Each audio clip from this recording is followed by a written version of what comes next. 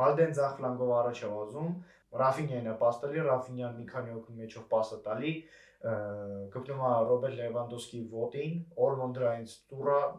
Օլմոն չի կրնում գնդակին ու դարի համար, ու գնում է Յամալին, Յամալը ծակում է պատպլանքեն։ Ու հետո Ժերար Մարտենը սախադաշտի մեջով պաս է տալի Ռաֆինյային, Ռաֆինյան պաուզա է տալի ու տալիս է դեպի մի քիչ ավելի հետ, Օլմոն վերջապես գոլ է խփում։ Այսօր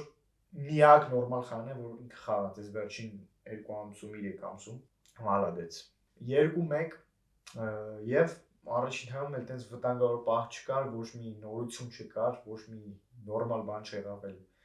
Դե մի քանի պահ կար, որ Ժոան Գարսիան լավ սեյվեր արեց, եթե կանեմ գտնեմ կդնեմ, եթե չկանամ, էսի կդրենք։ Երկրորդ համում Կունդեն է դուրս գալի Գարսիայի փոխարեն, իսկ Մարկ Բեռնալի փոխարեն մտնում է Մարկուս Ռեշֆորդը։ Մարկ Բեռնալը վատ խաղ չհասկացրեց, պրինցիպի օքեյ է,